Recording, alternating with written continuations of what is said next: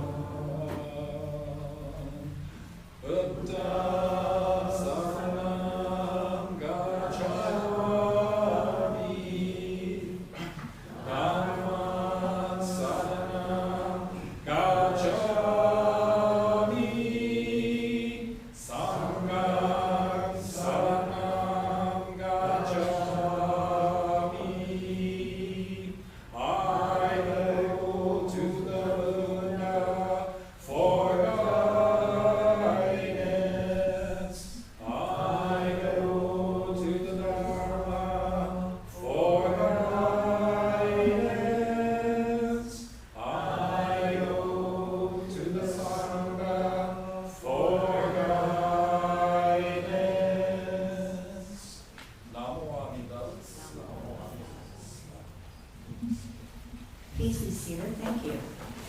We'll now sing the Gatha Gasha with the Buddha, which will be shown on the screens. Chanting will then be followed by quiet sitting.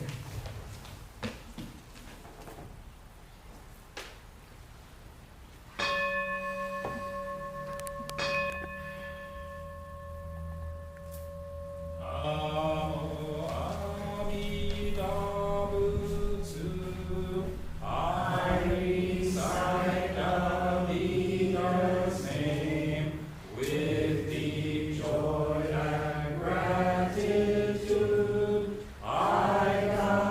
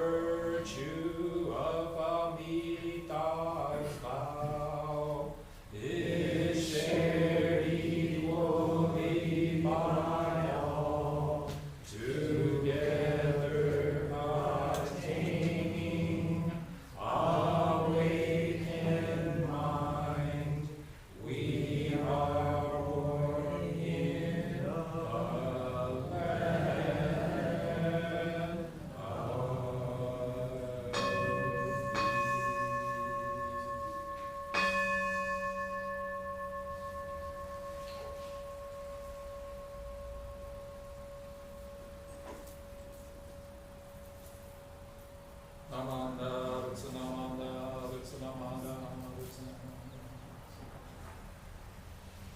No. Let's sit together quietly for a few moments. So just relax and get comfortable.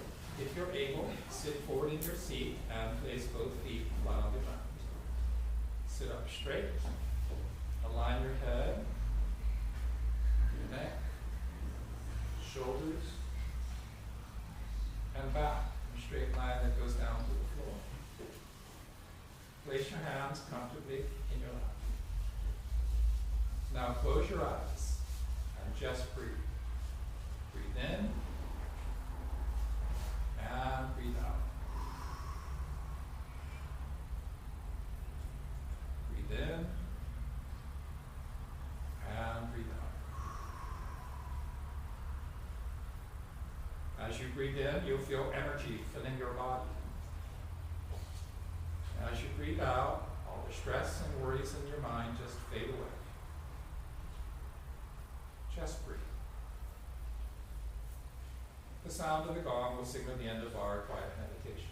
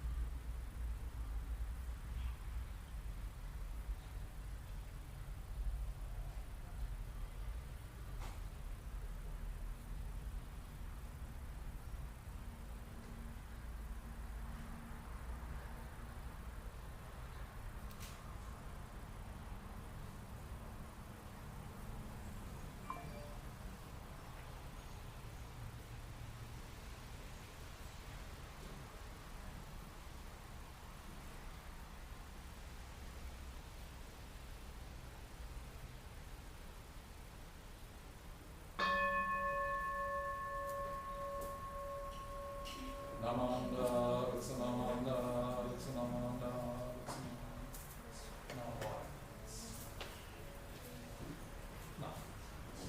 On the first Sunday of each month, we remember all those who have passed on before us. Honored ancestors, departed loved ones, dear friends, and beloved companions.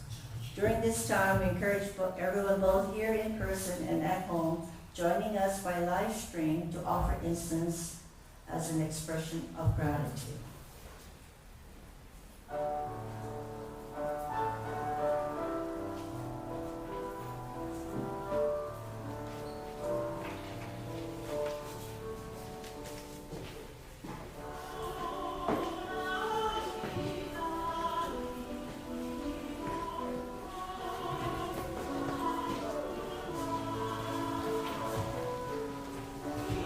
Memorial cycles in the month of October.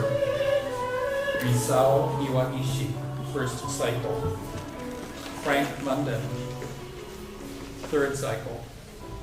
Paul Takeshi Otani, third cycle. Memorial month, October. Nancy Mutsuko Enoki, 2014.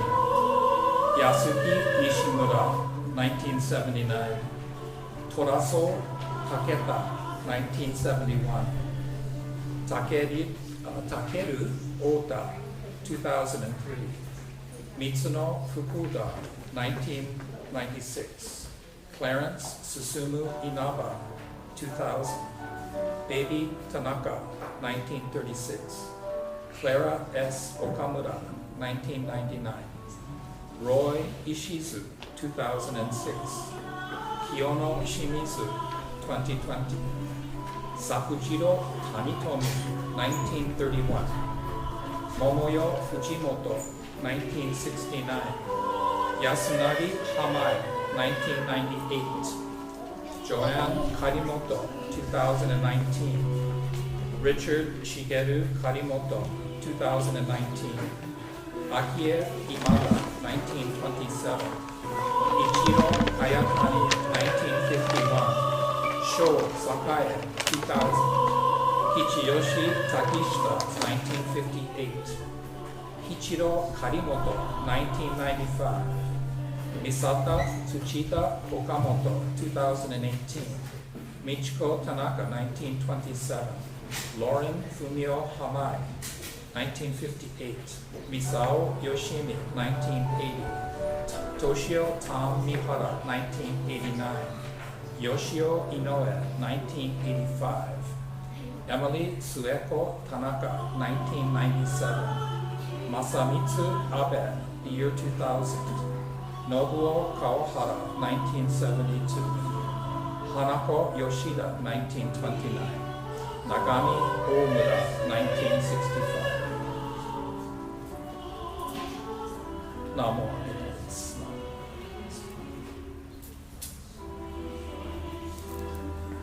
I forgot to put the birthday slide in there. So we'll just have to fake it. Okay.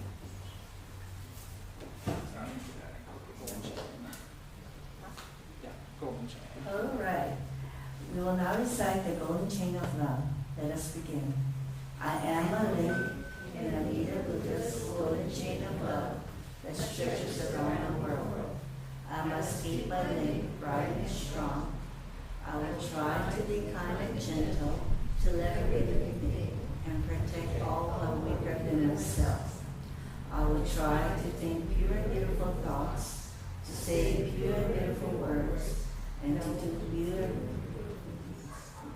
knowing that what I do now depends not only on my happiness or unhappiness, but also that of others. May every link in Amida's golden chain of love be bright and strong, and may we all attain perfect peace. Okay, Okay. 1 second, the slides are. I know. Okay, we have a little glitch this morning. That's really weird. We crashed. Okay, I'd say just for birthdays, I'm gonna reset this thing. Okay, anyone having their, oh, Oops. Yeah, I think the slides died. okay, the slides, okay. Anyone have birthdays this month? I hope so. I hope so. October, it's October 1st now. Come on down. October, month of October. Since we don't have a list, you can pretend it's your birthday. Kenneth has a birthday every month. Wait. I'm going to my mom because she's Okay, and who else are you going for? Your grandma, your grandpa, who are you going for? You yourself and, okay. Now Auntie's not gonna lie to you, okay? So I'm just gonna give. okay. Oh, for goodness sake, it's Oh, Chase, give it to him. Give which one? This one. Wait. This one. Okay. Put down. Put down. Okay. Which one? This is the small one. Oh, that's here too. Is that birthday too? Okay, thank you for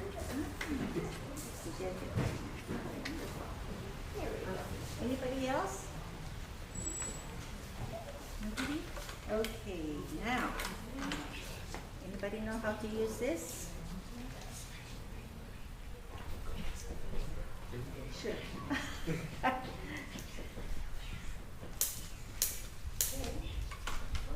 Yeah, I know. Oh, there it is.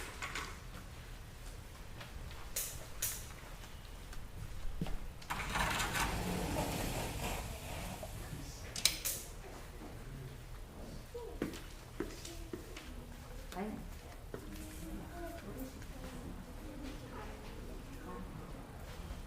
This is Carlin. Carlin Ventura. Okay. Thank you. All right. Shall we sing? Happy birthday to you. Happy birthday to you. Happy birthday, everybody. Everybody. Happy birthday to you.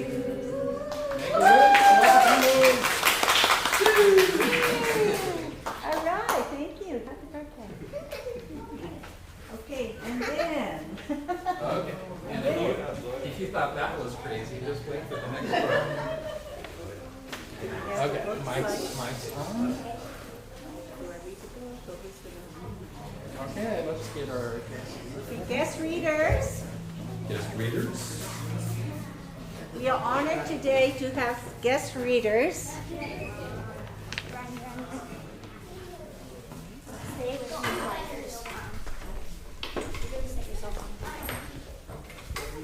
Test. Okay, Kenneth, microphone. Kenneth. Kenneth, microphone check, please.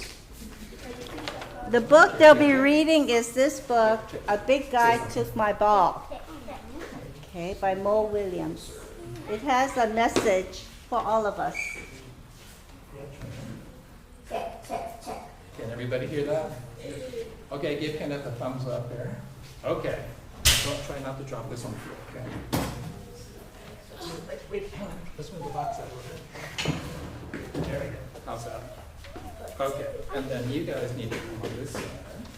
Okay, come on up.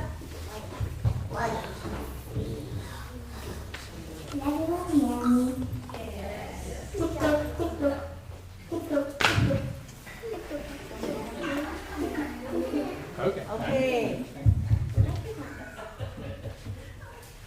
And now, live from Wow, it's Children's Dharma Story Time, starring not Barkley the dog and Lucy the ladybug, but Kenneth, Sierra, and Lindsay. Okay, and today's story is, that's not the right one. A Big Guy Took My Ball, an Elephant and Piggy book by Mo Williams. Okay. A big guy took my ball. Gerald! I found a big ball, and it was so fun. And then a big guy came, and he took my ball. I'm so upset.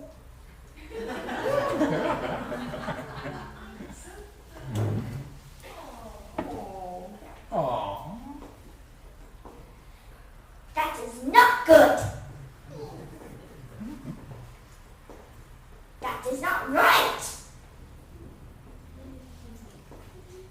Big guys have all the time. What about the little guys? What makes those big guys think they are so big? Their size?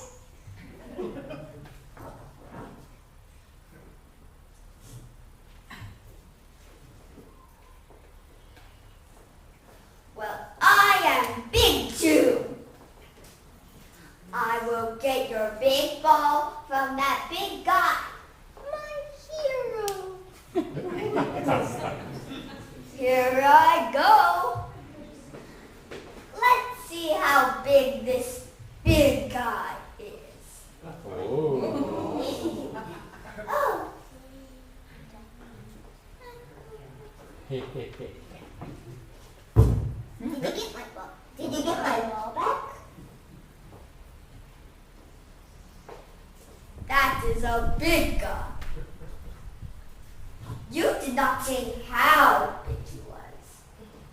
He is very big.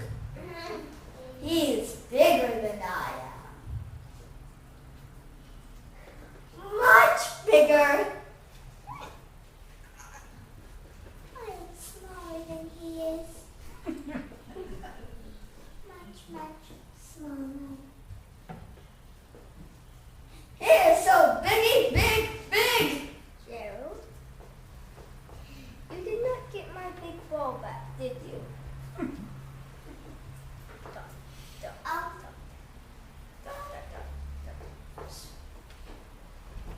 I did not. Excuse me! Thank you for finding my little ball.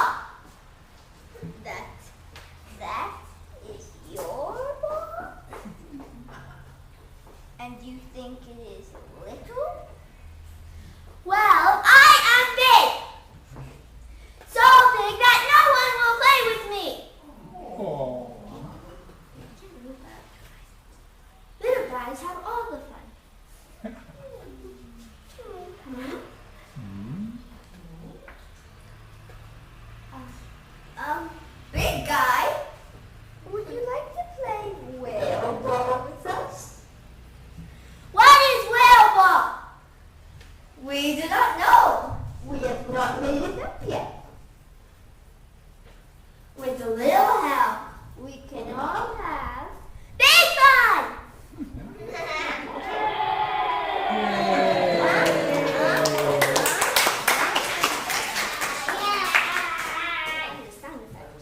Oh yeah.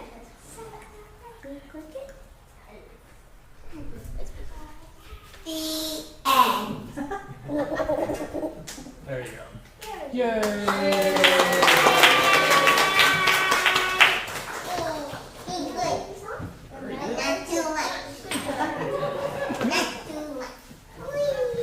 Okay, let's give our guest readers a hand. Well, that wasn't so bad. Not much practice, but they did good. Yeah, let's give them another round of applause. So we have the other Dharma School students be on your doorstep, okay, to be readers. Yes, Benji? All right. Thanks. Okay. Oh, we have Dharma School. That's right. Oops. Okay, Dharma School students and children under the age of 11 are invited to the social hall. We need to meet up in the front there, where Auntie Bobby will be. Auntie Karen is on a vacation at this time. And we'll be heading for the social hall, and we're on to Dharma Talk with Reverend.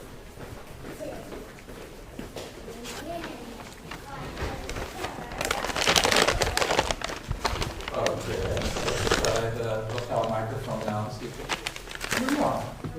it goes in and out, right? I should be able to walk across the room without it actually fading out. That's. Right? So it works when the kids aren't mics.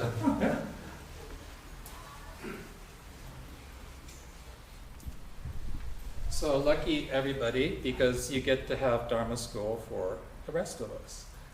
So today they're going to be talking about the Eightfold Noble Path, the first of the Eightfold Noble Path, which is right view.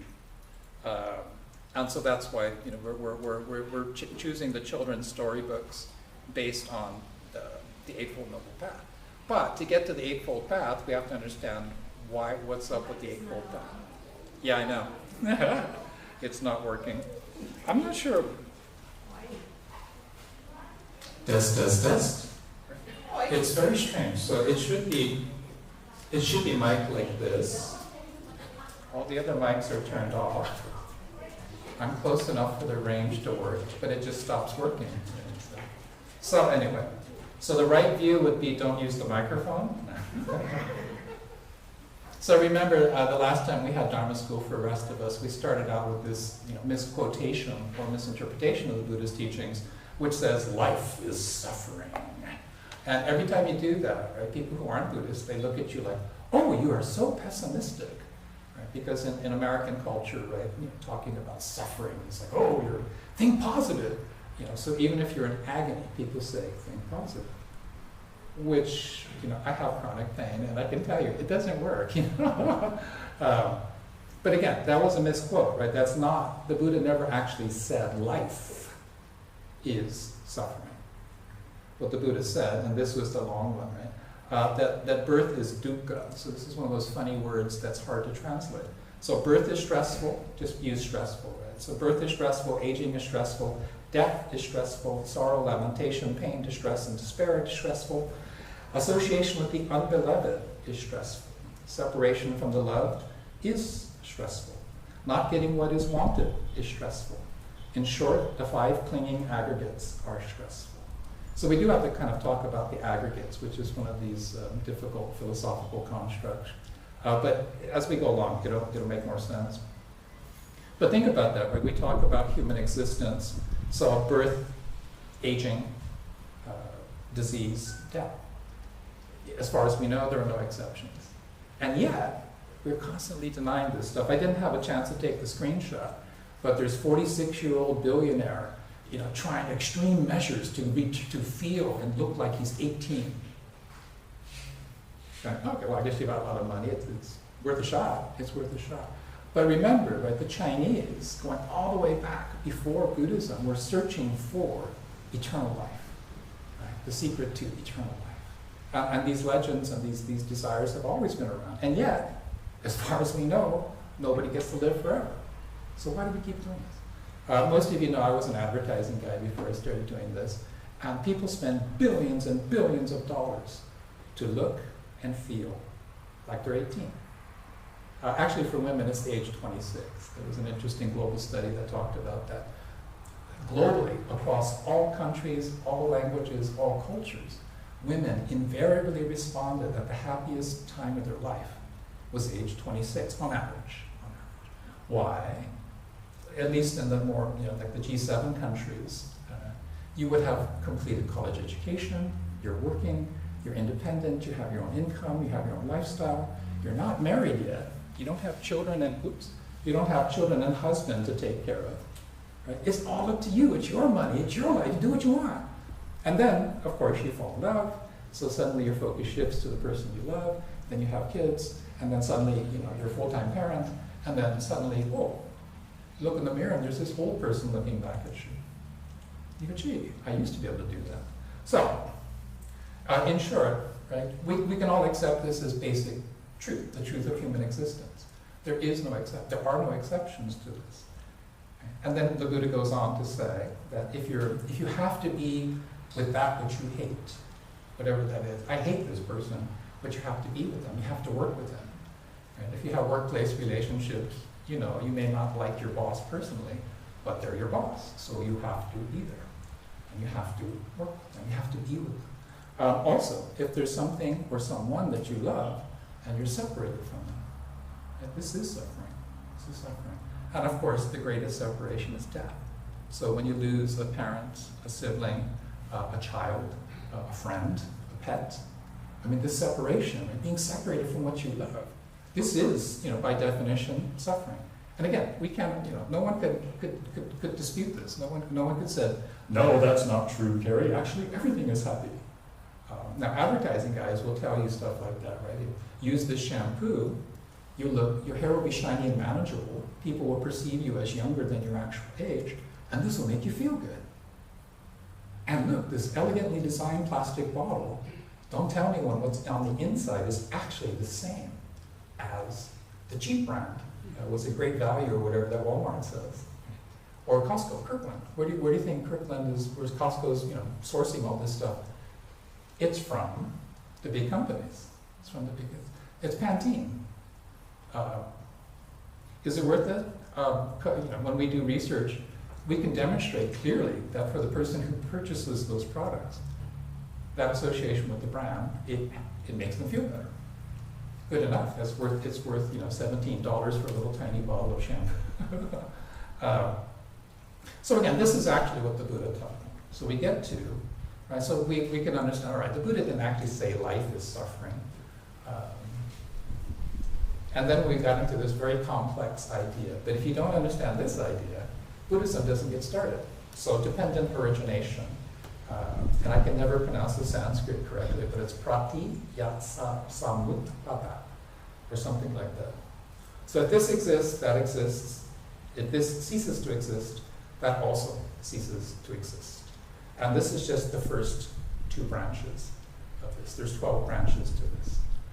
To understand that everything arises from causes and conditions.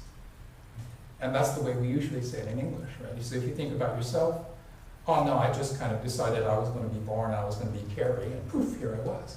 No, mom and dad fell in love, got married, had kids, and here I am. But yes, all my success, I'm a self-made man, it's all me. No, mom and dad worked really hard to send me to college. And they insisted I go to college, not become a minister at age 16. I studied really hard, it's me. No, I had good teachers who took the time to teach me, help me to see, you're looking at it the wrong way, Gary, look at it this way. So again, you start understanding that. You start understanding everything, right? Everything, me, this time, this situation, it all arises from causes and conditions. It just didn't happen. So, if you can wrap your head around that one, then the Buddha teaches, right, all things, so dharmas, phenomena, principles, ideas, they all arise in dependence upon other things. from causes and conditions. And all things that arise from causes and conditions, one, are not permanent. By definition, they're constantly changing. Constantly changing. And also the idea of not self, has no substance, is empty. If you're into Taoism, the concept of emptiness or the great expanse. Right, so this, iPad, yeah, it's worth $1,000, isn't it? But you think about it, right, without any power, if I ran out of battery power, oops, it's a very pretty piece of glass and metal and stuff. Right, so it's actually without substance. And that's the basic teaching, because it's all supposed to lead to, well, gee, that would be me. Right? I arose from causes and conditions. I am not permanent. I like to think I'm going to be good looking and young for the rest of my life, but that's not going to happen. So to be attached to that idea of self, to this form, I will always have this face. To get attached to that means you're not going to be happy, because you're not going to get what you want.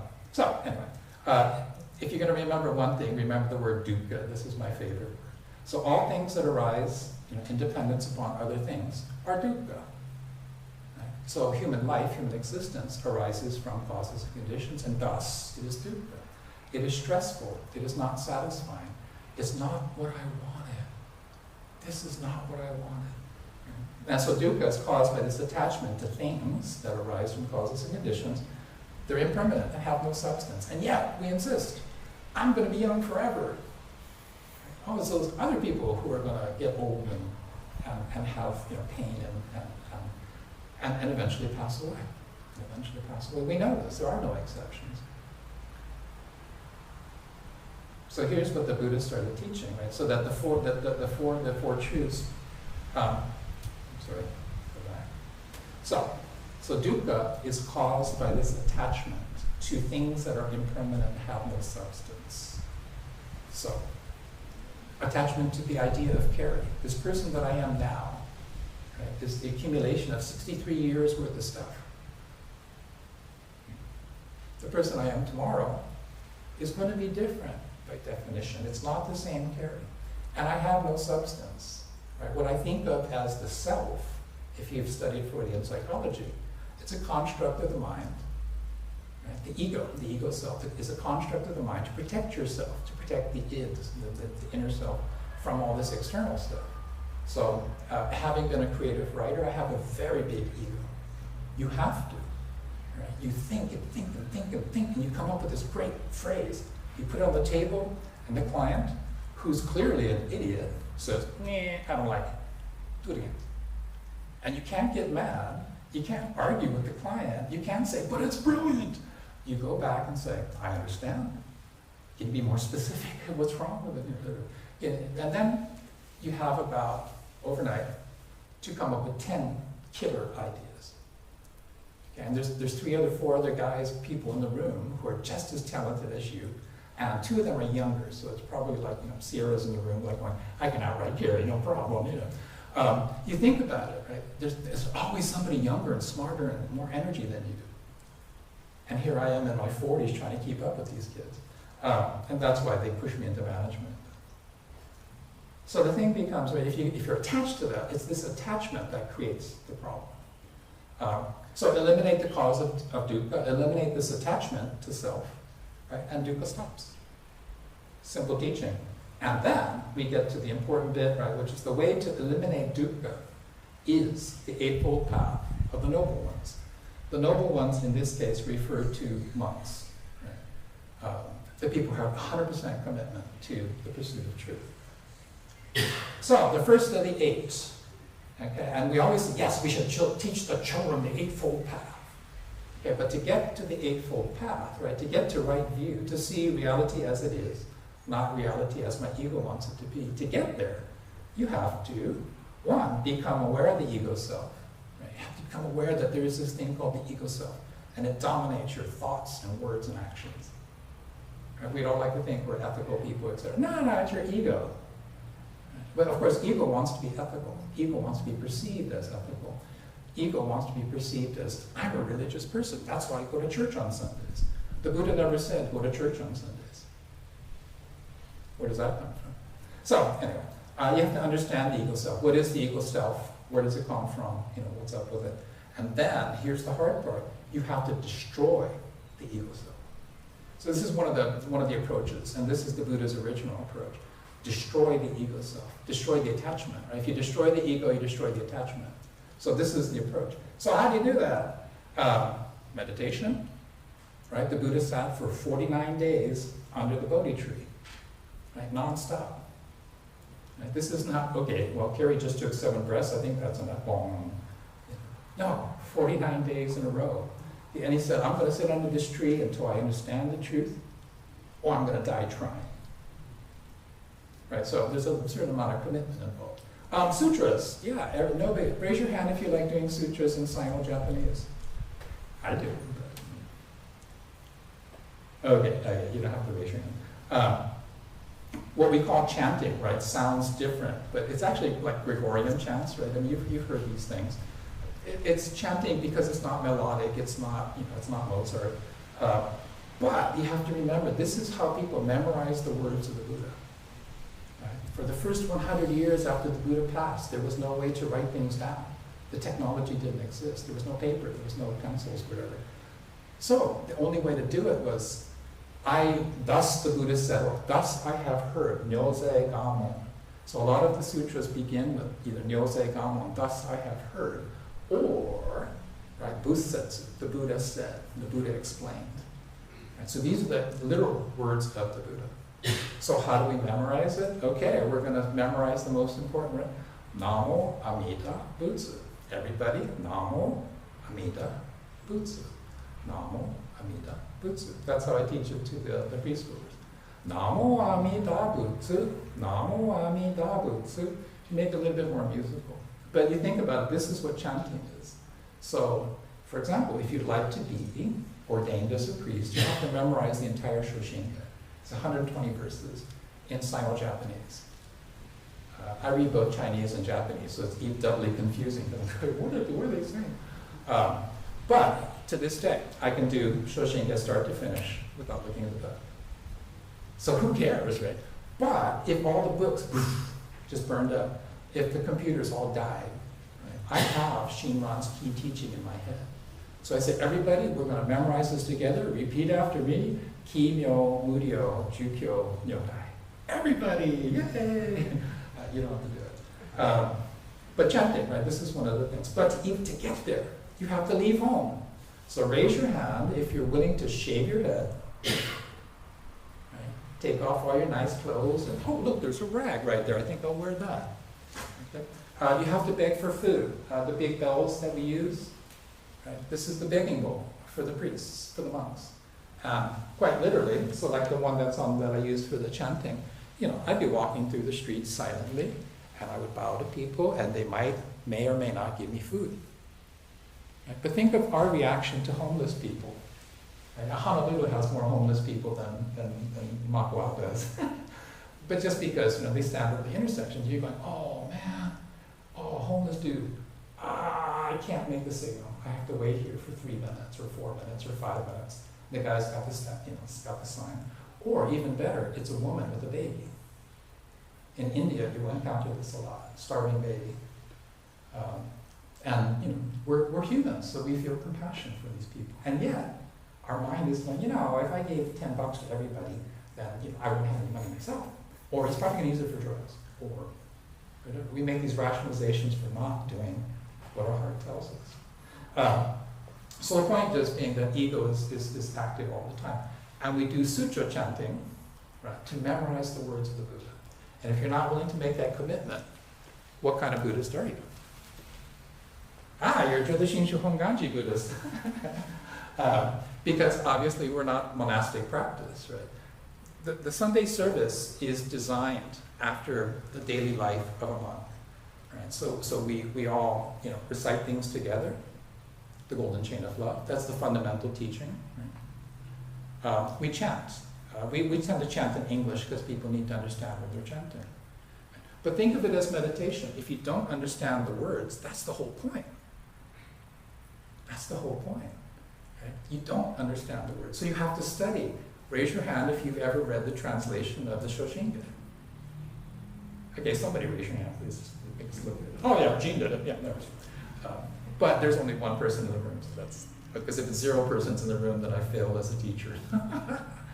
But if you've ever been curious, right? What is it? What are all these sutra things? Why does it say all this stuff? What am I supposed to take away from this? And these are the basic lessons. Is right. One, if you're not willing to be a monk, the Eightfold Noble Path and all of these rules of behavior, of vegetarianism, celibacy, no intoxicants, all that kind of stuff. Well, it doesn't matter. If that was the only, so again, and this is just the first one, you have to perfect this, right view. You have to see reality as it is, right? Not the reality that your ego wants it to be. And this is the most difficult thing, which is why it's the first step. So we tell the children, you need to have right view. And I'm an adult, so that's why I can tell you to do these things. And as the adult, you obviously don't have the right view. Although, the role is teaching. But again, so the Eightfold Path is not a moral code that we should be teaching children. This is the monastic code for monks. So again, unless you raise your hand if you're a monk. Lauren's got the haircut for it. So kids, sorry, your dad's going to run off and become somebody like a minister like me. No, he's not. County is a better employer, dude. But just to say, I'm going to kind of wrap this up this way. Right? This approach is known as the path of discipline, the path of sages. Right? If you're a noble one, if you can give up everything, leave home, shave your head, give up everything, become a homeless, wandering person who's chanting all the time, right? Studying all the time, searching for the truth. Unless you're able to do that, you're kind of stuck. In Shinran's time, if you were a hunter, right, you were killing animals so people could eat. If you're a fisherman, fisher person, right, catching fish so people could eat. Right? You're taking life. You're doomed to hell. You're creating negative karma every day, right? Which is why one of the Eightfold Paths says right occupation, right livelihood. Right? Do not choose an occupation that requires you to take life. Right? And by extension, don't eat animal proteins, right? Because you're taking the life. But if you really think about it from a Buddhist perspective, don't eat plants, because plants have life form.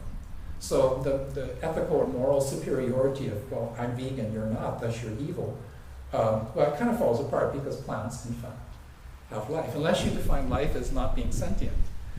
And it gets into all kinds of weird stuff. But think about it. We cannot survive without taking life. Fundamental truth. And yet we ignore it all the time. We ignore it. So yes, I'm a Buddhist, but I'm taking life every time I eat a cheeseburger. Oops. So that's the conflict right there. So the path of discipline. So if you're a monk, all power to you. The Lama down at the Dharma Center is a monk. The Vietnamese brothers and sisters who joined us for Peace Day, they're monks. They follow all these rules. Even the women, right? They shave their heads. Again, attachment to vanity. My hair looks good. I know it looks good. I cut it this morning, and I trimmed my mustache and everything. And I made sure there's no hairs hanging out of my ears. God, isn't that frustrating? The older you get, the faster the hairs start growing out of your ears. They perform no function. What is this?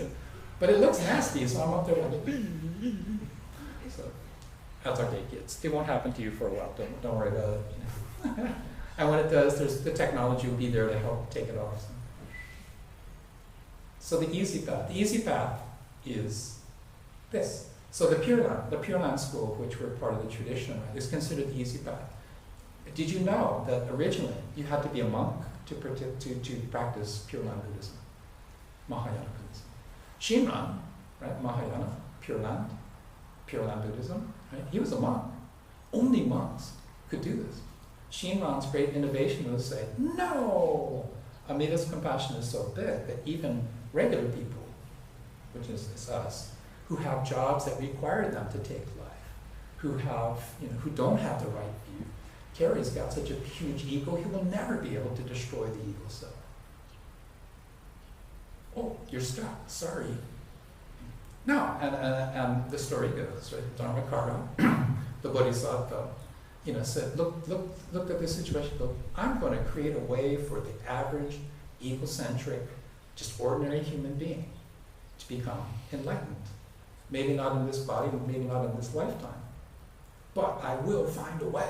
And so 10 kalpas, or 5 kalpas, 5 bazillion years of intense concentration, building merit practice, etc., results in Namo Amida Butsu, the Nembutsu, mindfulness of Amida in all aspects of our life.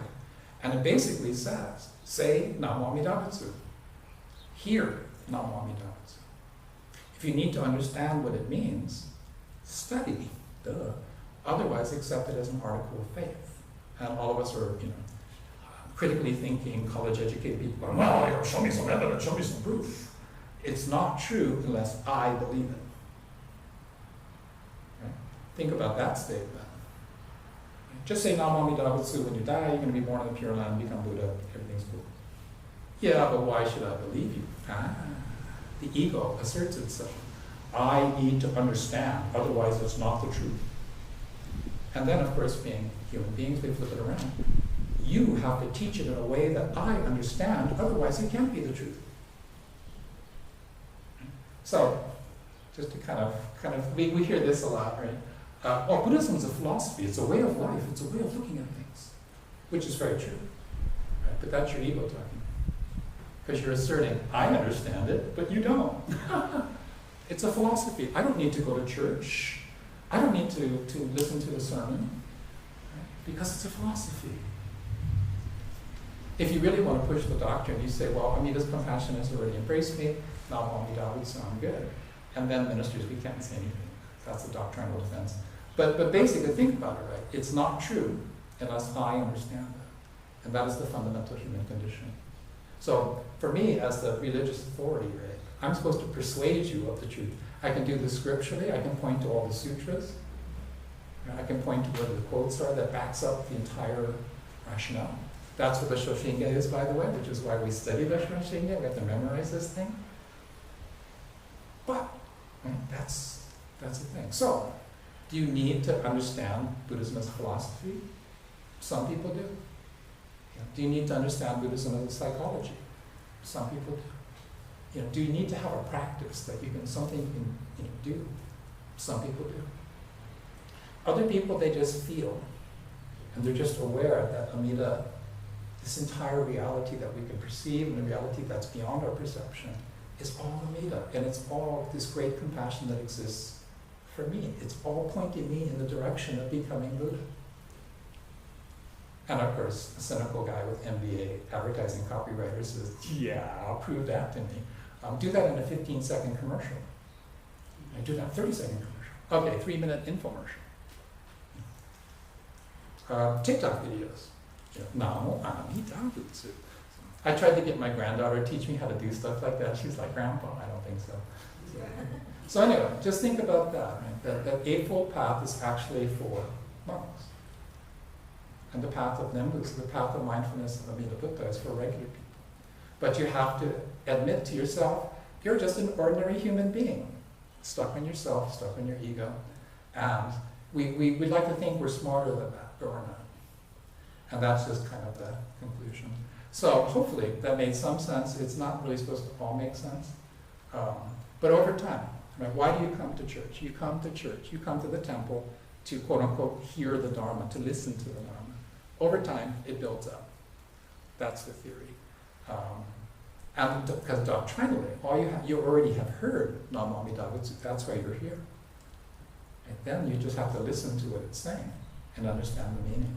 And you reach the quote where Shinran says, gee, it's all for me. It's all for me. It's all for me. And this is where the sense of gratitude comes from. So anyway, so there you have it. Let's rise and we'll sing Ondok-san and then the Nembutsu to conclude the service.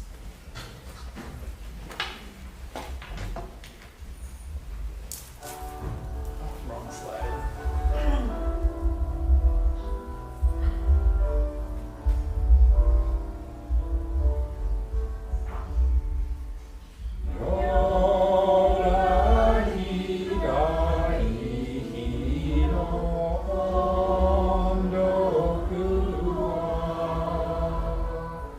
Me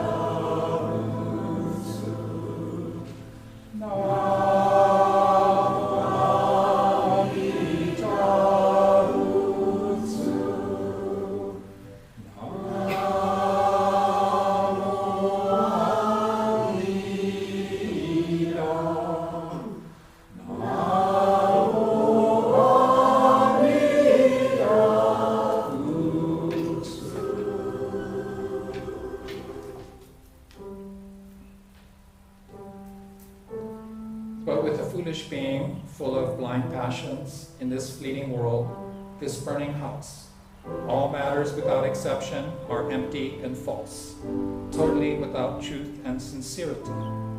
The Nembutsu alone is true and real. The words of Shinran Shonin, quoted in a record of lament over divergences, the Tanisho. Collected works of Shinran, Volume 1, page 679. Namo Amida Butsu, Namo Amida Butsu, Namo Amida Butsu, Namo Amida Butsu.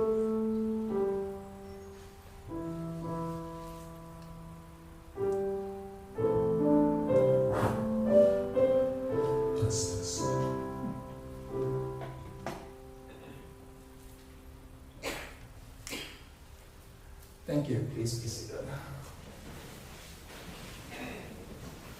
Let's see, what time is it? Okay, we'll do a short meditation and then just some announcements. So let's sit together. Oh, okay, don't do that.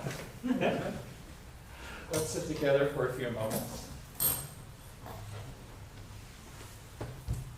So just relax and get comfortable.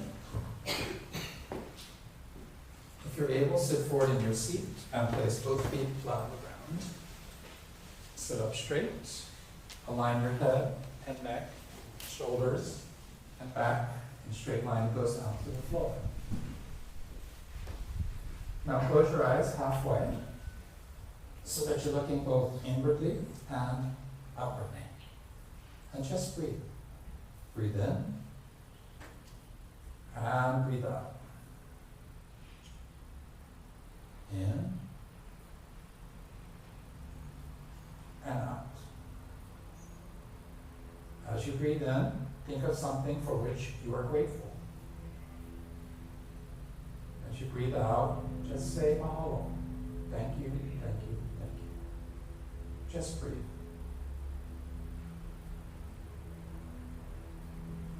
The sound of the gong will signal the end of our quiet meditation.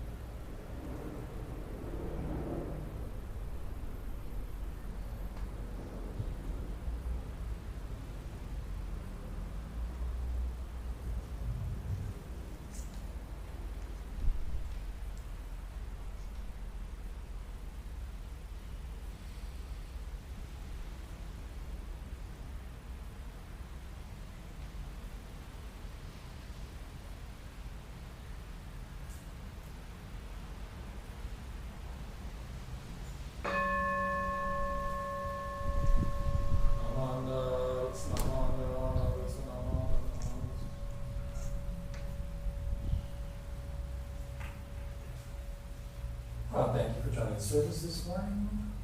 Let's see. So next Sunday will be a lay service. I'm going to be at Kahului. By the way, I'm going to be at Kahului next Sunday for the last time. You may or may not have seen the note, but Reverend I. Hironaka has been officially assigned by the bishop. He will be the resident minister of Kahului Honganji and also responsible for Lahaina Honganji. So from November, it'll be back. You're going to have it every Sunday again. Sorry. So we'll have to see what happens. And so we'll have the third Sunday. I believe that's actually the virtual Dharma school thing. Anyway, I'll be able to explain a little bit better by next week what we're going to be doing for that day. And then 22nd, regular service, 29th, Sunday fun day. So wear a costume, please.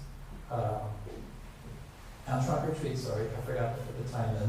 On Saturday, the 28th, we're going to have a trunk or treat event, which is mini trick or treating from the back of everybody's cars.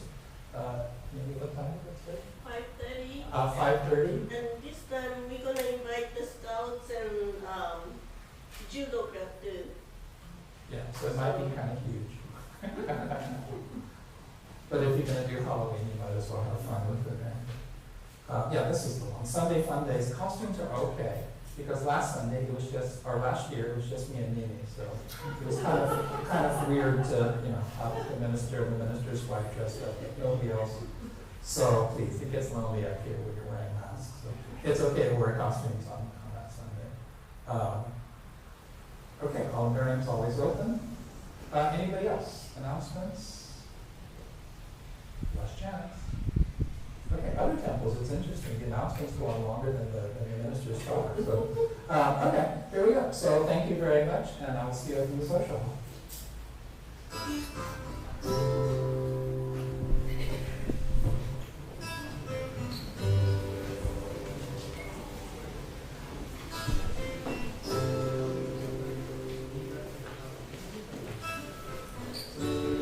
Test.